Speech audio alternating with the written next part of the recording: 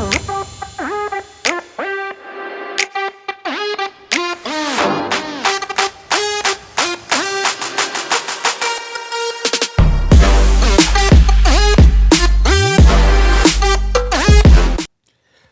up, everybody? This is Mo with Mo Football with another episode. And today we have a very special one.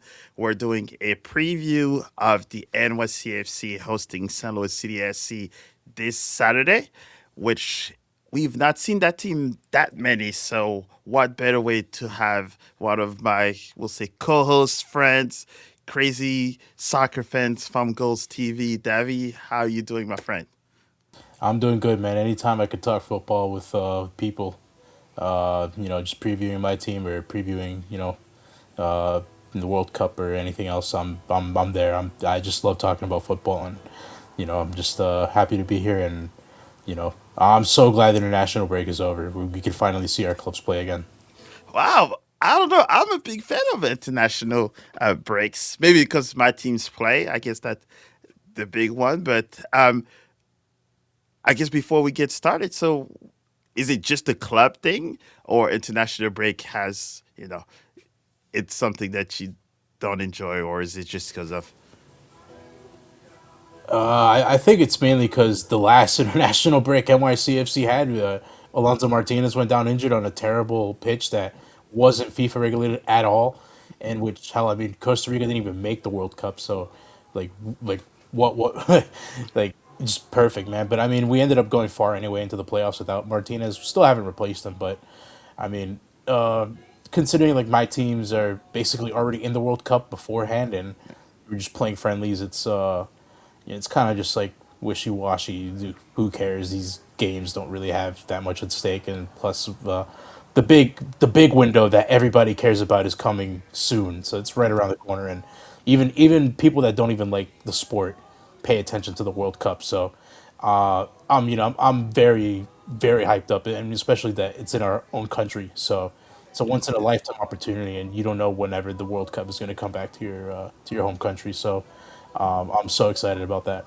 Absolutely. So so the international break has some bad memories with it. So yes. Yeah, I mean, one of our players went down hurt during the international break, so we just can't escape like getting injuries to our players when they're away with their countries. So So I feel your pain. I feel your pain. Now we understand why Davy does not like much the international break because it comes with bad history. But with that say, for other people that don't watch Ghost TV and who don't know who Davy, could you tell them a little bit of how you started and how did you select NYCFC as the club?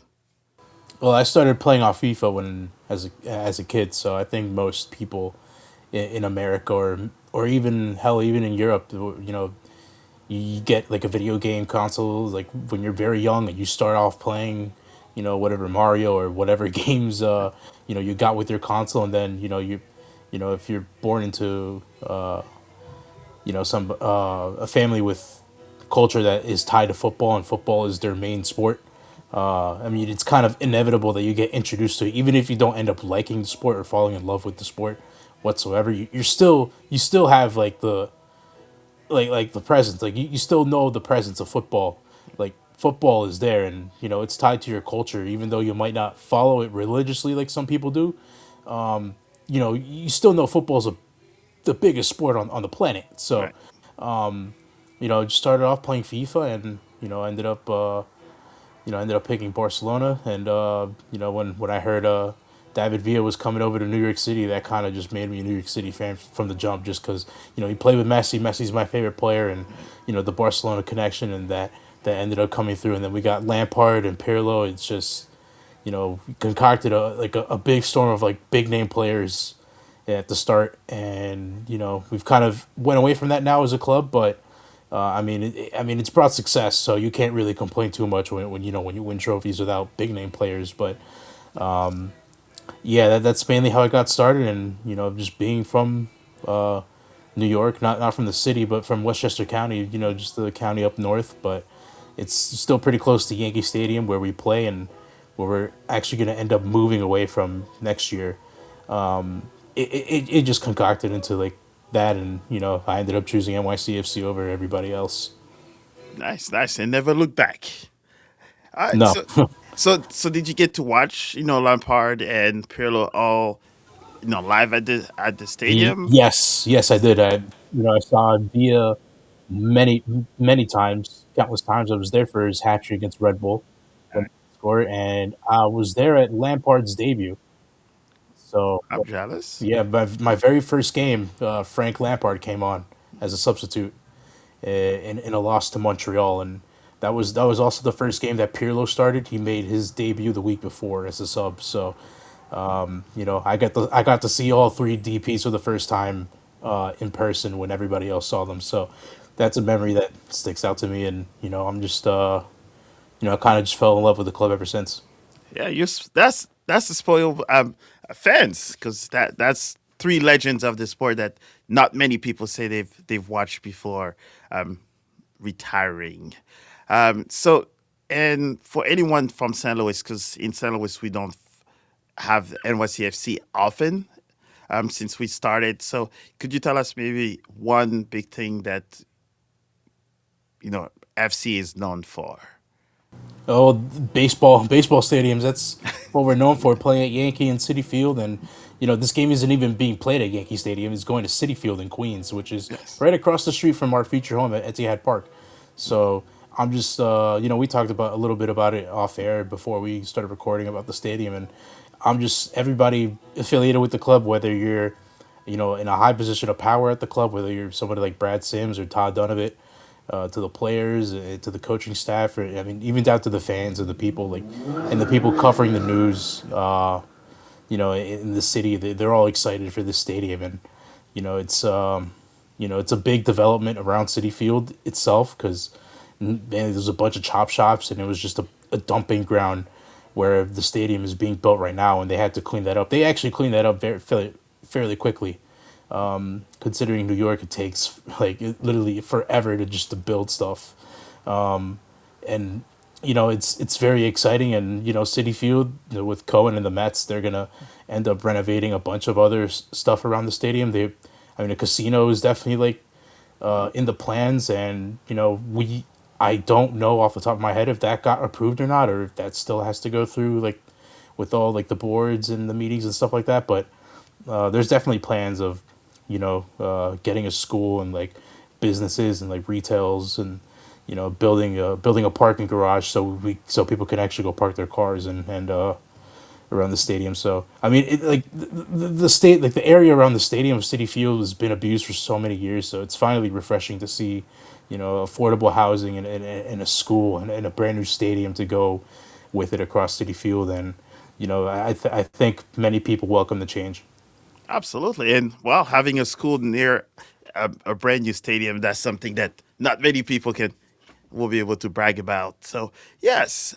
So with that say, St. Louis, NYCFC, I think we've pretty much both teams have only played, we'll say officially, two games.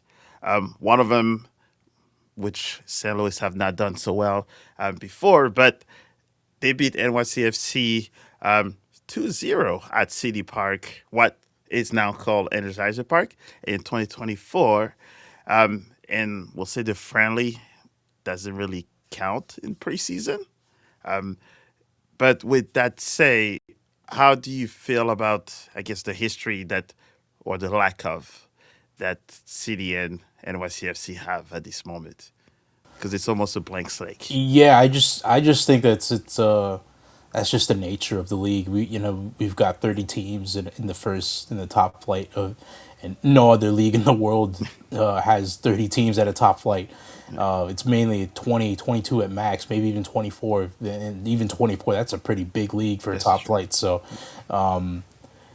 I just think that's the consequences of having a really big league and having 30 teams in the league. But our history against St. Louis does not look good, even though there's a lack of history there between the two teams. But it definitely looks like this time it looks like NYCFC is poised to get the victory here. I mean, they're going to be wanting to bounce back after that 3-2 loss to Messi in Miami at the Yankee Stadium, and that's our first loss of the season. And then I see St. Louis, they picked up their first W the last time out as well. So Oh yes. they're going to be looking to kind of make it two in a row back to back. After international break, and it's very tough because some teams they go and they get into a rhythm, then there's a break, and then you don't play a game for 2 weeks, and all of a sudden your rhythm's gone. You got to start from zero. Yeah. So That was definitely bad timing to your first win, and you're all hyped, and then you have to stop for and then you two have to wait weeks. 2 weeks to watch your team again. So Yes. yeah, which definitely sucks.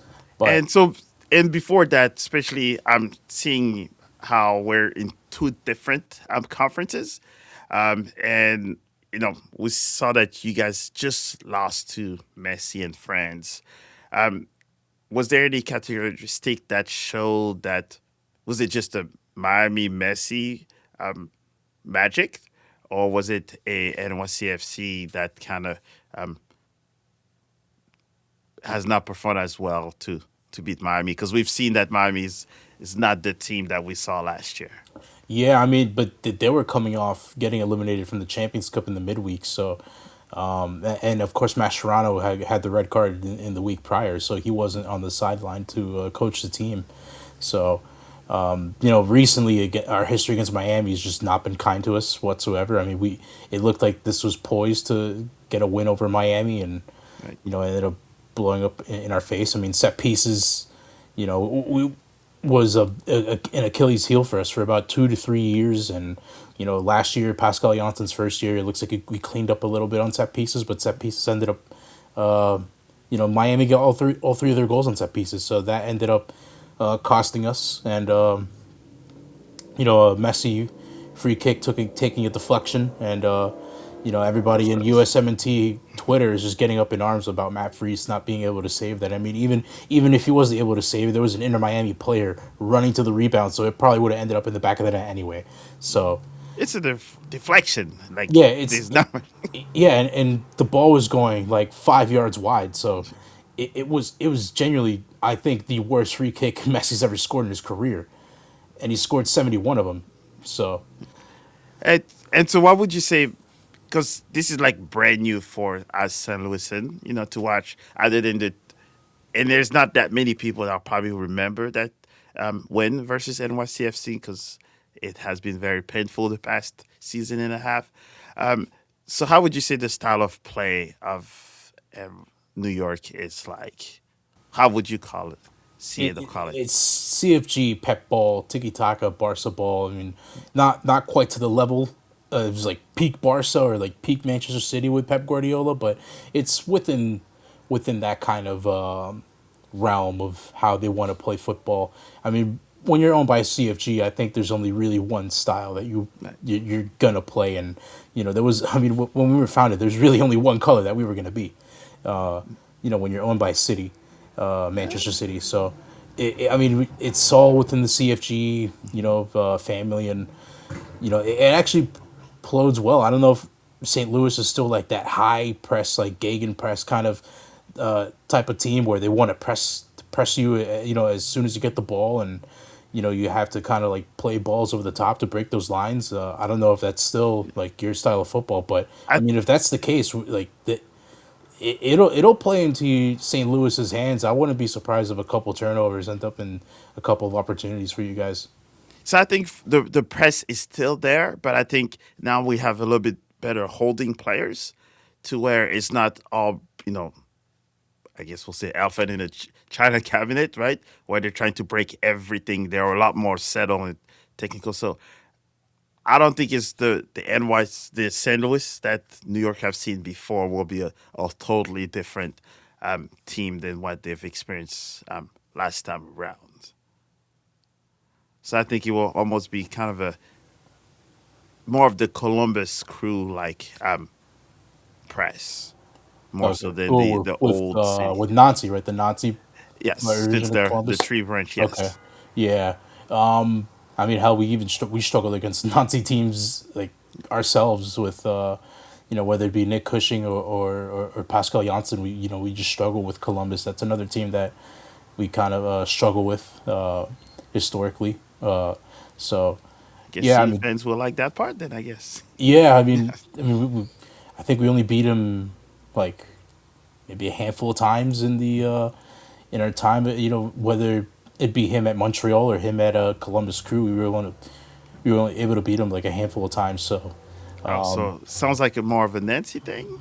Sounds like. Yeah, something like that. Yeah, hell, he had really good teams in Columbus as well. I mean, Right. he won an MLS Cup in Columbus his very first season. Yes. So, kind of also aligned with some NYCFC kind of being, I guess, an underdog and not really being the top team that you would expect somebody like NYCFC to be. It was a very weird time after the championship where we just kind of didn't spend a lot of money on players, and we kind of just skated by. I don't know if that's whether they're saving it for the stadium, which I guess hindsight it's 2020. They probably are at this point. That's a lot of And money. yeah, and I guess CFG not really, NYC not really behaving like a normal MLS team. Mhm. Trading for players and giving other MLSers a chance at the club, and it's just the way CFG run the club, and some fans, myself included, have been frustrated at times, but I think you'd much rather have somebody like CFG at the helm than just an owner that hires somebody from an MLS team and that knows the league very well, and it could either succeed or it could just implode right in your face. And I think if you were to ask people in MLS, would you rather have somebody as big as like CFG run the team and have success? I think most of them would say yes to I would that. say So so.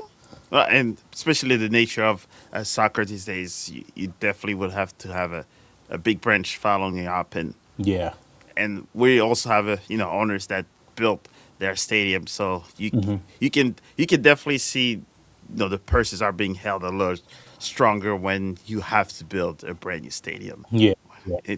It's normal.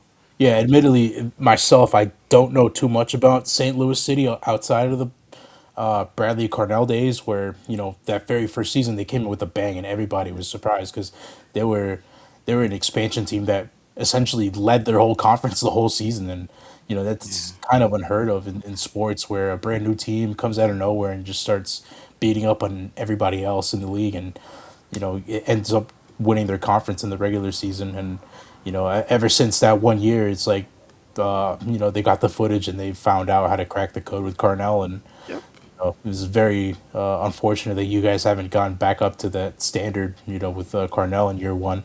And it looks like it's happening again with him in Philadelphia. I mean, he's the only team in the league so far throughout 5 games to have 0 points. Which is Yeah. it's a bad theme when you Hmm. have two of your teams um, half flying in, and after that, then it's even worse when it's the season right afterwards. Yeah, I mean, especially coming off a supporter shield win as well, Yes. it's a shock. I mean, we went over to Philly when they were still in the Champions Cup, and we ended up, it wasn't a pretty win, but we still ended up winning it in the last minute anyway, and that was pretty big for us because we don't typically win many games to start the year anyway. So this is the by far the best start since 2018 for us, and it's really been refreshing. And we couldn't be happier with the start. Obviously, we would have preferred a different result against Messi in Miami, but I mean, there's really no shame in losing to Lionel Messi as your first loss of the season. So Absolutely not. No,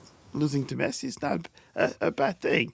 And what would you say is one or two players that we should look for this game? let's say Nico Fernandez Mercado, who's the DP that we brought in last summer, and ever since Alonso got hurt, we've seen him play at the nine. He's kind of played that 9.5, as Pascal Jensen likes to call it, where he just drop in the midfield and gets himself in good positions to put the ball in the back of the net. He's not an out and out striker, but he has 5 goals in 5 games, so it's a Ooh, very good outcome for us. And I'd say the other one would be Keaton Parks. I okay. mean, he's just been so good. I mean, this guy has had blood clot and issues and surgery after surgery, and he's one of the rare players that has 3 surgeries in his career, and kept coming back into play. And he's been such a fresh of breath air, and or a breath of fresh air rather. Andres Perea went down in the playoffs last season, and we missed him dearly for the rest of the run. And he was phenomenal against Charlotte in that whole series. And for Keaton Parks to come back, missed out on the entire second half of the season. His last performance before getting shut down in 2025 was a two assist performance against Nashville to help us get a point in that one. So he's been a revelation as well. He had a brace against Orlando City where we won 5-0 at our home opener. And, for all this talk about a team without a true number nine, to score 5 goals in your first home game is just phenomenal. That was a statement. I think Pascal Janssen, he, he's just a great head coach. And I said it last year. If it wasn't for some historic seasons outside of New York City in the league, he would have been coach of the year, bar none.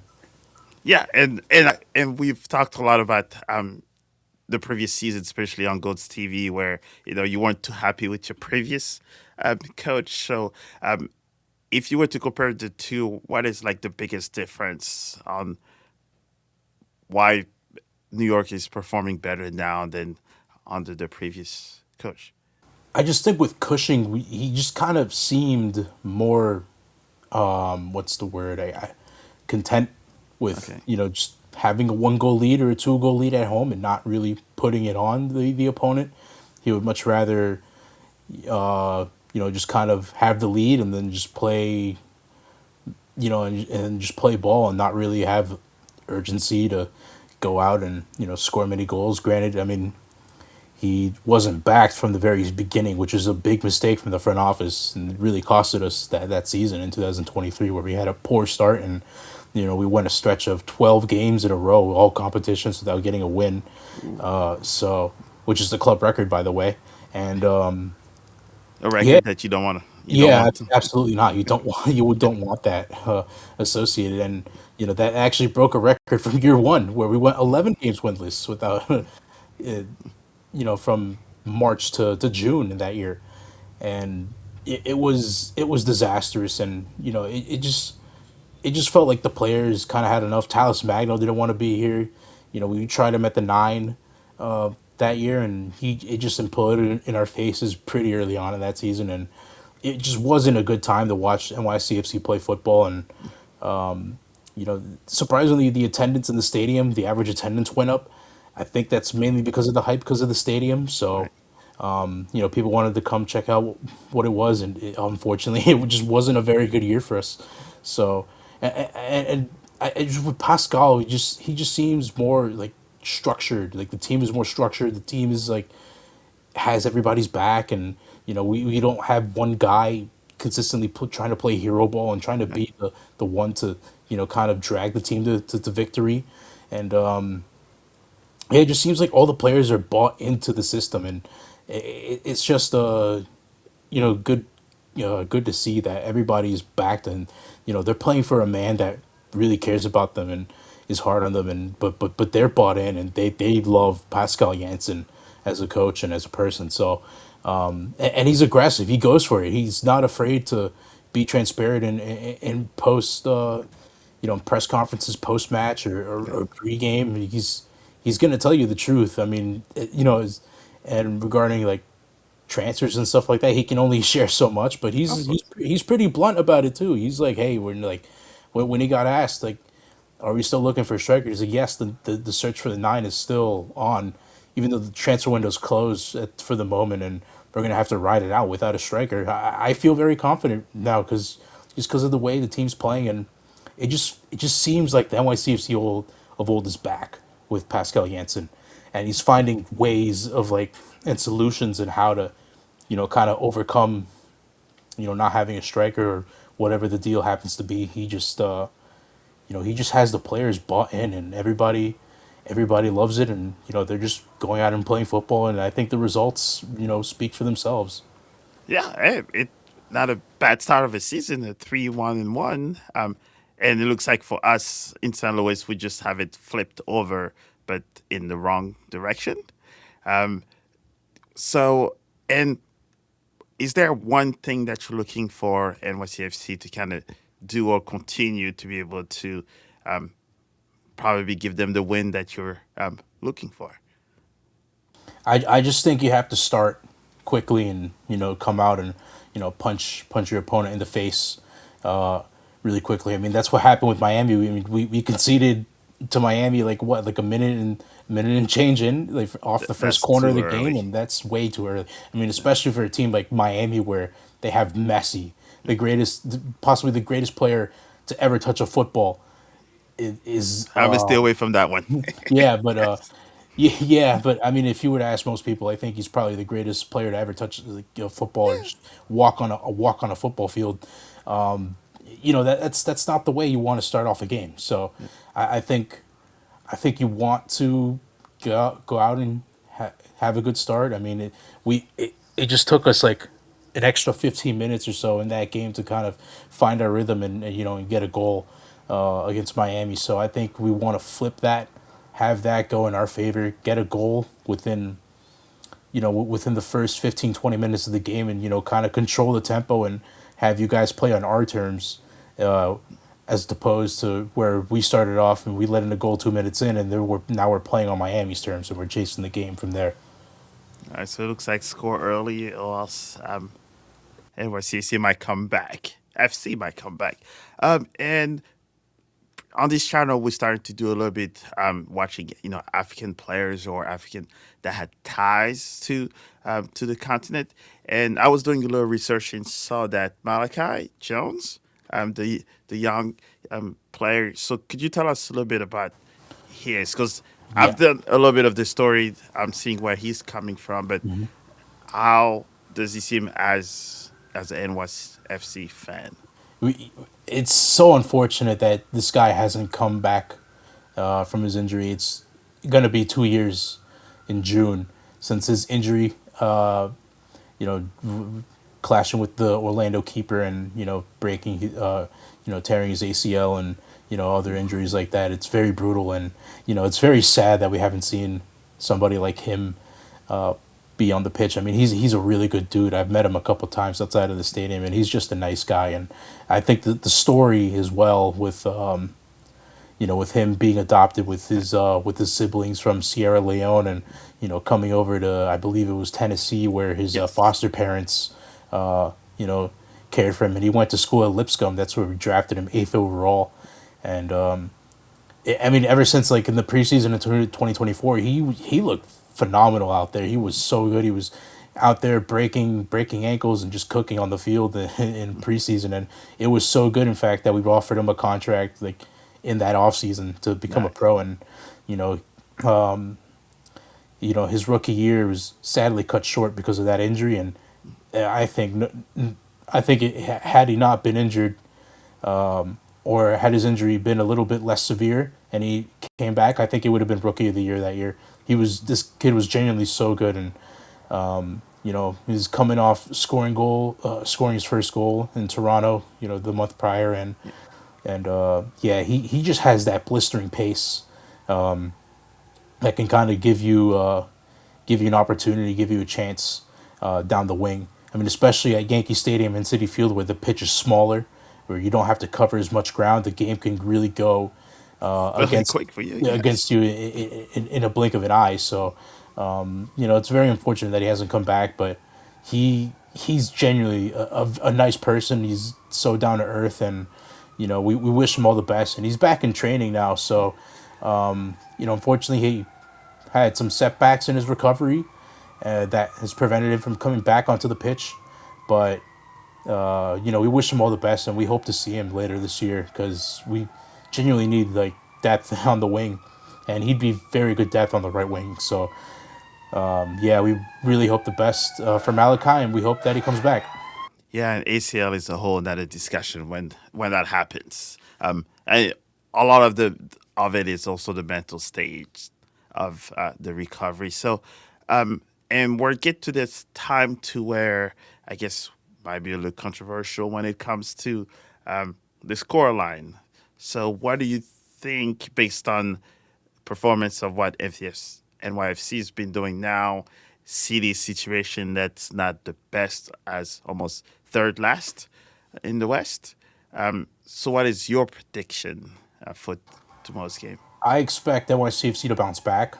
I'm not sure what I'm not set on a scoreline just yet, but I think it should be a 2 goal margin. I mean, hell, I could even see it be a 1 goal margin, or it could be very tight, where St. Louis doesn't really want to, give up too many opportunities. I mean, granted, haven't watched much of St. Louis in the past few years, so We're gonna change that. yeah, yeah. So I really don't know what to expect from this team, to be honest. But I expect NYCFC at home, coming off that disappointing loss to Messi, and I think they bounce back. I think they win this game, and our next game is in Vancouver, and we're going to the West Coast for that game, so that's going to be very tough at BC Place. So I think it's important for us to get this victory here. Especially going up against a team like Vancouver, where they're very good, and they're on a mission to bounce back after losing in the final to Messi last year, and they haven't dropped off a single beat since making the final, and ever since Thomas Muller is there, he's kind of transformed that team. So I do think we get the bounce back victory here, and I think Fernandez, Mercado, and I could see Maxi Morales getting on the score sheet as well. Nice, nice. Yeah, and I think for City, the interesting part is that they're traveling. Their next three, was it 2 games, are away. So, and the first one is in New York. So, I'm interested to see how they will be able to start that long journey, starting in New York, smaller field. I don't know if how that will help them since we have our players are starting to be a little bit more faster, we'll say, and they're transitioning to the ball. It's a lot cleaner. So I'm interested to see on the smaller pitch Yeah. of how City is going to be able Yeah, to that perform. that definitely helps because there's a lot less ground to cover, and but it could also be a bad thing as well because when you try to switch the play, or try to play a long pass, you're gonna have to calculate it a little bit more because you don't really have as much room to kind of put the ball in there. And I've seen a couple of switches where the ball's completely gone out of bounds just because of the tight Your kind of timing, confines at the baseball field. So yeah, and I mean St. Louis, they have a couple of tough fixtures. Seattle's definitely one that's very tough for you guys, and Dallas, they've been a sneaky good team. Not a lot of coverage for Dallas, but I mean they've defensively they've been a lot better this year than in years prior. So it's going to be tough for St. Louis to have three away on the bounce. It's never easy for any team to have no. that many road games in a row. So Yeah, this season yeah. has not been too kind for them. And I think sometimes even the record is almost sometimes a little misleading, especially Mhm. that they had to play Charlotte first, and then they had to play LAFC. You know, San Diego was away. yes. Yeah, So there were pretty much all of the teams that are contenders to win the MLS Cup. yeah. City had to face them right at the I beginning. mean, to be fair to you guys' credit, you guys did beat a New England team that was coming off scoring 6 goals Yes. the weekend prior. So Yeah. that's a good win for you guys. And I was telling everybody, I said, if you watch enough soccer or enough football, that a team that scores more than 5 goals, most likely the game after this or after that, they will not score that many goals. Yeah. Usually, they've already played with house money Hmm. after the second goal, Yeah. and people thought, oh no, they're going to come and smash. And I said, now you see what happens when Hmm. you take too much of your opportunities Well, way too to, early. to be fair to NYCFC, the game after they scored 5 goals, they scored another three. So Wow, so who was that against? there's Colorado Rapids, where Nico Fernandez Mercado scored 2 goals, and Talis Magno scored his first goal back since July 24. Yeah, so So New York's trying to be the outliers, it sounds like. yeah, it seemed like it, and then Messi came in, and that didn't go to plan. But yeah, but the offense has been very good for NYCFC so far. Yeah. I mean, this is their fourth and final game in a row where they have at home.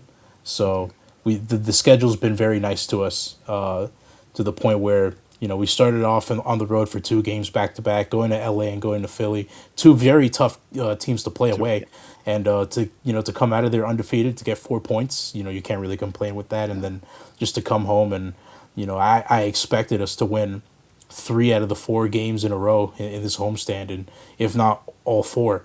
Granted, our results prior to Miami, we probably expected to win all four of these home games. So it's the schedule's been very nice to us, and we've taken advantage of that, and we have a pretty nice cushion and sitting second in the East at the moment.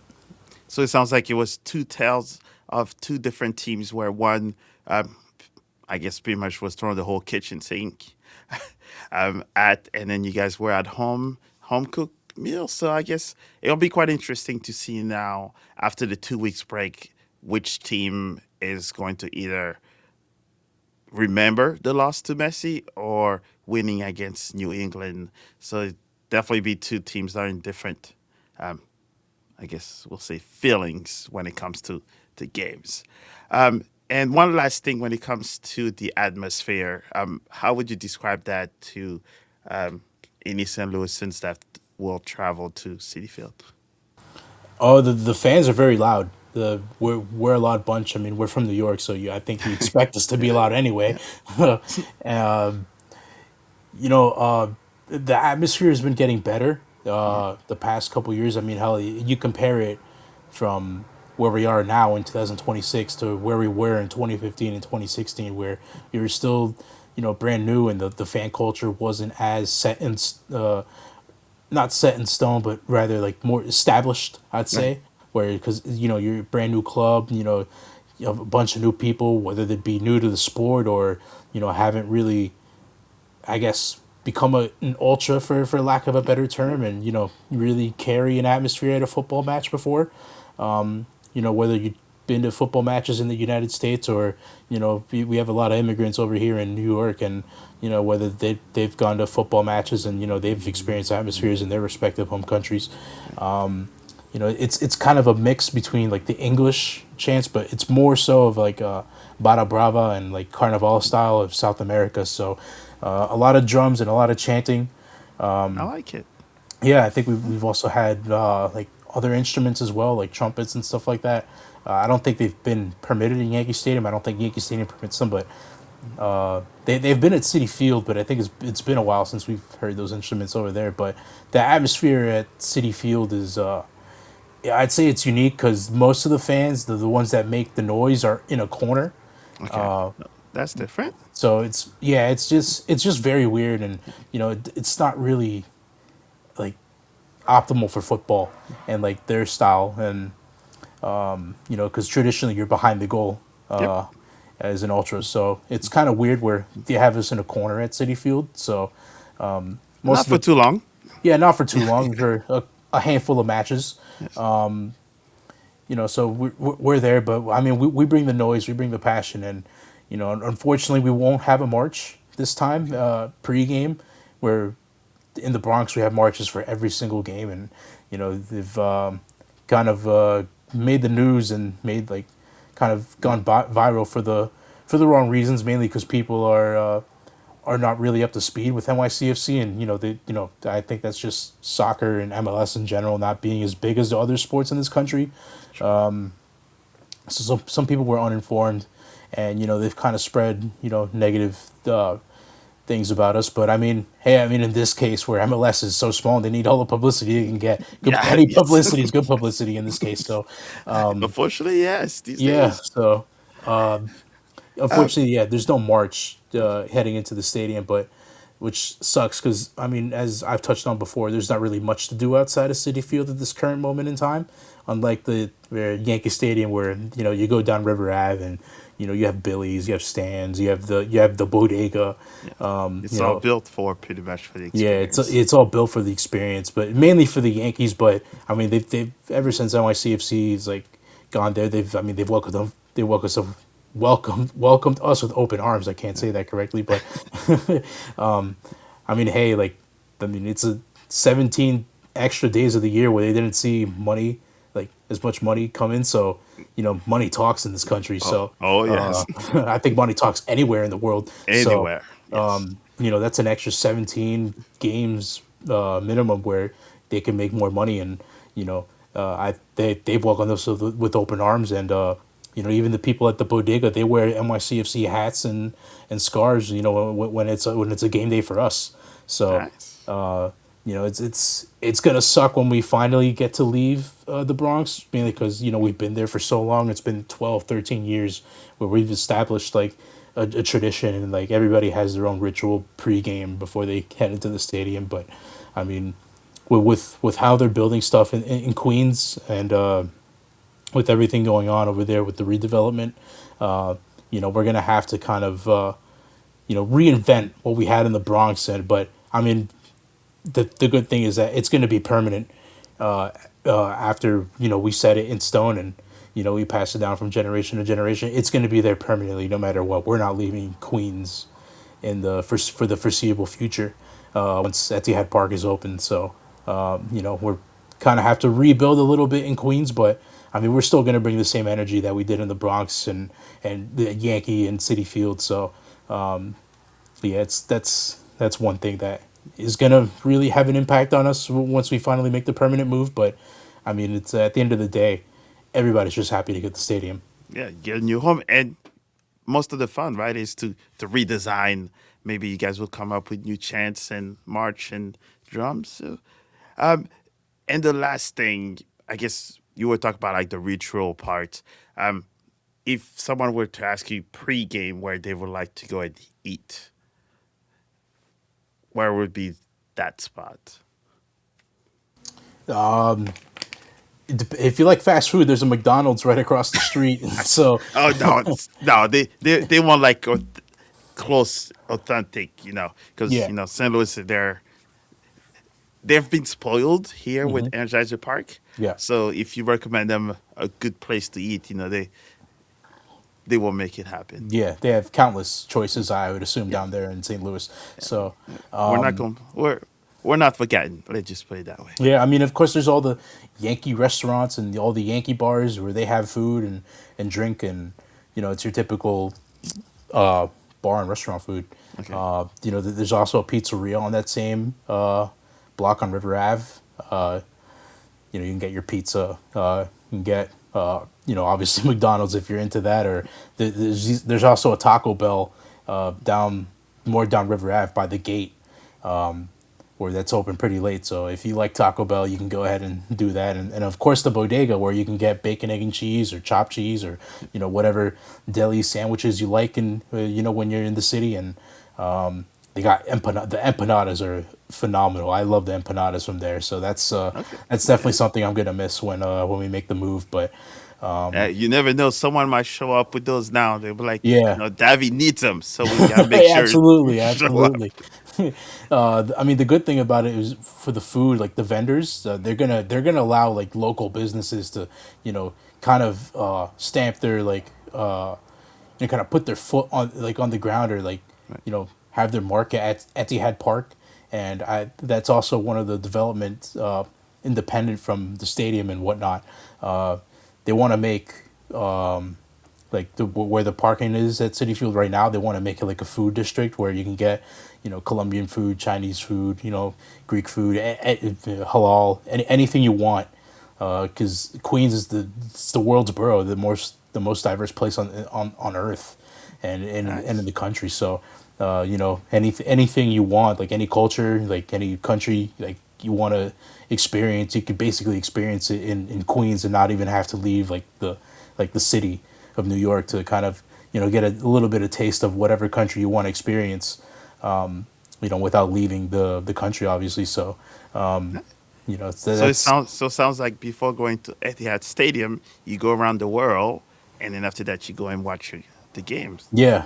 You can't complain. Or if you're a gambling man, you could play some blackjack or some slots, or bet some money, and maybe spend that at the stadium. Or maybe you can combine the two and go to a Mets game, and then wait a couple hours, and NYCFC are kicking off, and you can get a ticket to watch soccer and make a big day out of it. So Hey, hopefully, it's go home richer and not poorer. yeah, yeah. Bet responsibly. Don't lose Yes, everything. yes. because you have to go home at one time. Yeah. But with that said, definitely appreciate your time, Davy, to talk about NYCFC, especially from someone that's followed them from your day one, Yeah. and you've been spoiled with watching one of my favorite player, Lampard, in person. So for those that want to, follow Davy, so could you tell them where they can find you? That Boy Davy on X, and the Bluebirds Pod on Spotify. And then obviously, as Mo mentioned earlier, Goals TV, Ria Cohen co-host on that show and Wake Up MLS. So that's how you can find me and find my work.